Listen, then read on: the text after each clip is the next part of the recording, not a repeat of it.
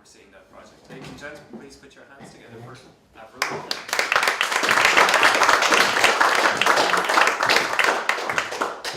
Benefits of not wearing trousers tonight. I have to carry this with me.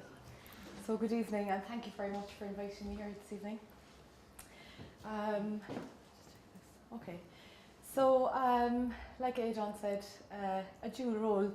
I'm going to talk to you tonight about the Internet Safety Programme, and just to give, I've only got 4 slides, but the first slide is just to give you an idea of what it is all about.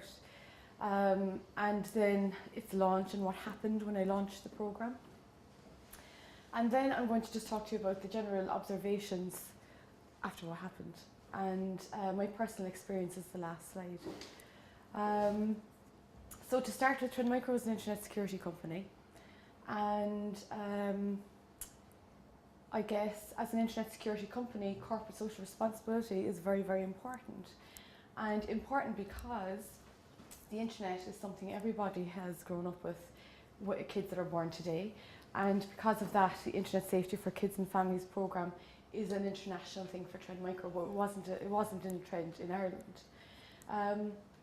We're located in the Model Farm Road. There's about 200 of us there, 220. They don't all look like me, we're all different. I was tasked to launch one in Ireland 14 months ago. And I guess 2 years ago, a year and a half, well 14 months ago, I certainly didn't think anything like this would have happened. Certainly didn't think I was speaking here at Smarter Eggs. We'd met about 2 years ago as well. So for me, the last 14 months have just exploded, certainly beyond my wildest dreams. Weren't even in my wildest dreams. So this is just to give you an idea of what the programme is all about. I'm sorry now if you can see that. So basically what we want to do in the programme is we want to have kids make good decisions on their own. And we want to encourage parents and teachers to learn more about the online world. And it's all about communication, even though we're an internet security company. And that's something that really lured me into this, because I'm not a technology expert. I'm an operations woman. I get things done. I deliver. Irrespective of the companies in the last 20 years that I've worked in, that's been my space. So I did actually spend about 6 months before I launched it trying to get to grips with internet safety. I thought, I can't stand up and talk to parents and kids about internet safety if I'm not going to get to grips with this myself. So the 6 months was probably nerves, anxiety, didn't have a bloody clue, so I was reading everything I could. I also put up a Facebook page, I got my Twitter going. How many people here have Facebook pages out of interest? Yeah, quite a lot. Twitter? Any tweeters? Yeah, quite a lot. Okay. Anybody absolutely detests social media? Nobody? Great, I'll stay. Okay. It was launched in February of last year, so 15 months ago now. And I have a team of really dedicated volunteers in the office. And those volunteers, they're presenters and mentors. They work with parents and they work with children in secondary school, and they do it in their own time. And I guess that just means to me that they're really passionate about it. They really believe in it, and it's important to them. You know, when I was looking back on this, because it seems to grow every month, 2 months, when you look back on the statistics. So we talk to parents in primary school, because you talk to parents in primary school because that's the age when you need to get kids. Get them young, get them on the internet, being safe and responsible. It's down to communication, it's down to the relationship. And that's what makes me comfortable talking to parents, because you know, you can put all the parental controls in the world, you can lock every device down in your home, every mobile device, every secure device, you can lock it all down when it comes to parental controls, but your kids can still walk out the door. And you know what, that goes in life in general, and that's what makes me really comfortable to talk to parents. It comes down to communication, it comes down to the relationship, and teaching kids right from wrong. The internet is a fantastic place, we want to encourage it, and it's all about teaching them right from wrong, like you do anything else, driving a car, throwing them into the playground, you know, whatever it is. So parents, we've reached in 14 months over 50 schools and about 1,300 to 1,400 parents. We have a peer-to-peer program which is basically Transition Your Kids. And we talk to them, we show them videos, we get them to talk about their reputation, cyberbullying, sexting, sending inappropriate photographs of themselves, generally protecting their reputation and being safe and responsible online. And once we deliver that program, it's 80 minutes long, we would then give them a mentor and then equip them with the tools that they need to deliver that program themselves to the rest of the kids in their school. So, Colin, we were speaking earlier on about peer learning, and that, we learn from our peers. I've always learned from my peers. Even back in college, I'd say I didn't listen at all in college, to be honest, but I definitely learned from my peers. And I really, really believe that peer-to-peer education is so powerful, and it doesn't matter what age you are. And that's why I think this program is really important, because these kids are going into first years and they're showing them videos about protecting your reputation, being safe and responsible on the internet. They're asking them questions. Why would you send yourself a naked picture of yourself to your boyfriend? Why would you do that? So they're talking their own language and they're getting a conversation going, and you're provoking open debate and open conversation. Kids are challenging each other when it comes to being safe and responsible on the internet. So this peer-to-peer program is the second thing we do. Now, obviously, there's only 200 of us on the Model Farm Road, and there's only about 4 or 5 mentors, so it probably sounds huge, but it actually isn't. We've done about 14 schools in the last 14 months, and but they themselves, out of 4 mentors, have delivered it to over 4,000 kids, because it's do it yourself, kids doing it for themselves. The third thing that we did was What's Your Story? So it's my second year launching this competition, and it's a 9-week competition, and again, it's a peer learning program. And in this competition, and absolutely fed up of the media sensationalising things like, albeit cyberbullying is a very important topic, it doesn't happen to every single child in school. And fact is, there's some amazing stuff going on in secondary schools and primary schools throughout the country. So the theme to the competition this year is, what does the good side of the internet look like? What are the fun, cool things that you're doing? Upload a 2-minute video or a poster onto our competition website and show us what you're made of. Come on, show the grown-ups out there what you're really getting up to and the good stuff. So the difference with this competition is that in order to get shortlisted for our independent judges, and we were looking to have Facebook and Twitter and the like on board, they have to have the highest amount of views and ratings, because their entry goes public on our website once it meets all the rules and regulations. So they actually have to go and lobby and get all their friends, family and schools, get them behind, go onto the website and vote for their favourite. But what they're actually doing is peer-to-peer education.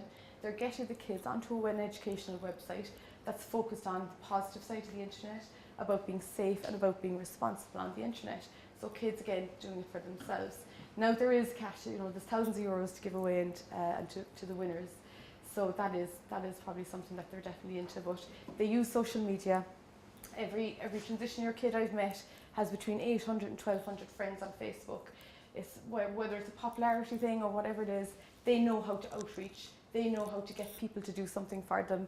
So if they've entered a competition, they're sure as down hell going to get people voting for them.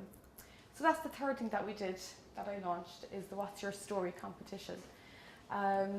May I plug my competition? I've got flyers there. If anybody knows kids that would like to enter, it's going up until the 16th of April. Thanks, Aidan. So the other thing that I did, and I nearly had to have a Valium after it, is the Discover Science Festival in the Cork City Hall. It ran for 4 days back in November. And Marcella Whelan is the lady that runs this in the City Hall, and I'd said to her that I'd do it. But one of those things that you put off, and then the time comes and you have to do it, and then you think, oh my God, what have I done? 6,000 kids in 4 days. I had to set up, and I now know what an 8 metre by 6 metre patch is. I had to fill it. And this Cork City Science Festival is all about engaging kids in technology and getting them excited about technology.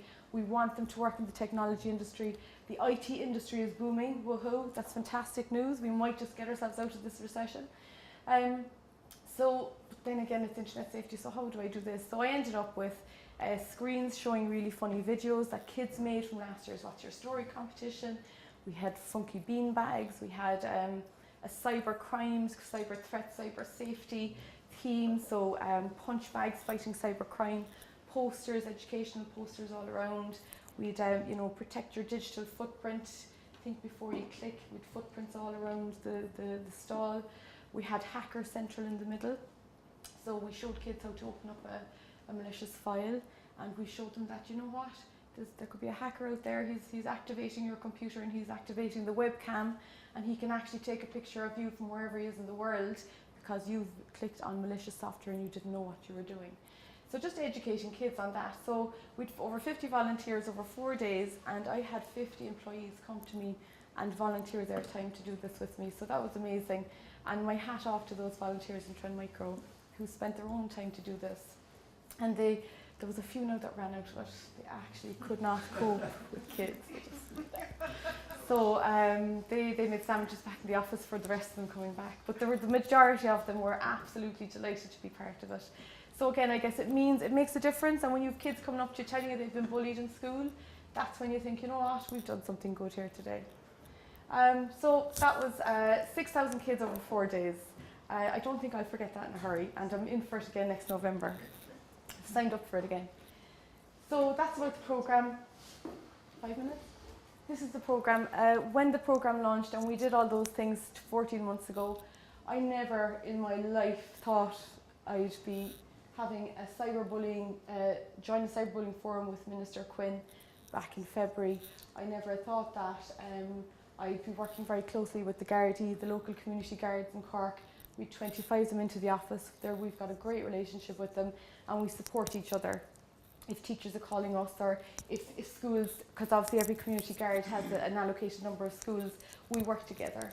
I would never have dreamed that I would be working with kids that would actually stand up in front of a hall of people in City Hall back in February on Safer Internet Day and give advice to parents about what they should be doing in their homes when it comes to internet safety. So kids really, we don't give them enough credit. I would never have dreamed that I'd be working with the likes of Stephen Archer, Scott Deasy and Billy Holland from Munster Rugby. Tren Micro are lucky enough to be security partners to Munster Rugby, and they joined in our peer-to-peer programme in Bishopstown Community School, sat in with the kids, talked about the challenges that they have online, talked about cyberbullying, talked about protecting your reputation and how important it is to be careful what you do and say online. So that was just amazing, and the Gardaí have been fantastic. We've worked with Fianna Fáil, Fine Gael. We're non-party. Tren Micro are a global company. We do not work for specific parties. But anywhere we're invited, we'll come along. If it's anything to do with education and giving out information about being safe on the internet, you'll find us there. Suicide Aware had a fantastic event in the County Hall with over 1,000 transition year kids, and I worked there as well. So the internet, I guess my observations, what I've learned is that parents need to upskill. There is a digital gap there, it does exist. They need to embrace it, it ain't going away. I was actually quoted on the local radio saying it's not going to explode and it won't go away. Teachers need to really start embracing social media within the school curriculum. Some are, some aren't, but you can really tell the schools that are using it. Young people, they don't get enough credit, like I said. Look at Coder Dojo, if any of you have heard of Coder Dojo. We've got the world's youngest app developers right here in Cork. Imagine the world's youngest app developers. And not just Cork, in Laois and Tipperary and Waterford. 11, 12 and 13 years of age, going right to #1 in iTunes. Imagine, isn't that fantastic? We also have the kids in the What's Your Story competition. I had a teacher on to me last week saying, I didn't really want to enter the competition because I didn't know how to upload the video. And the kids in her class, in 6th class, 12-year-old said, don't worry about it, miss, we've got all the apps, we can figure it all out, you're grand. So, kids are teaching teachers. One thing to note is that apart from the good things that are happening, we do need to empower kids. We need to give them the information to help them make the right decisions and become responsible. And obviously encourage the IT industry. When it comes to government and the experts, from my experience, what I've learned over the last 12-14 months is the government have done amazing work. Webwise.ie, the PDST, the NCTE, SPHE, we've got all these acronyms. They're doing fantastic work. There is a strategy out there from government. There are programs out there. My problem is that it's not in the curriculum in every school in Ireland. And if I had a choice in the morning, I would have even a 15-minute slot from a 5-year-old in junior infants right through to leaving cert, that there would be an internet safety module in there to constantly remind kids about being safe and responsible on the internet. Something very simple and effective that constantly reminds kids. So that's what's missing for me. Cyberbullying is a behaviour, that's what I've realised. It is a choice that everyone has to make, whether you're 5, 17 or in the workplace, and it's something to be aware of. The ratio of cyberbullying is 1 in 5. That means 4 out of 5 are bystanders, and that's something that can be changed. And it's how, as Bill Lau in Coder Dojo says, it's how we can start a movement. Education, it needs to be at home and in school. Parents can't expect teachers to do it all, and teachers can't expect parents to do it all. It takes an entire village to raise a child. So that's my observations on the web, and my personal, for me personally, it has been a journey of self-discovery.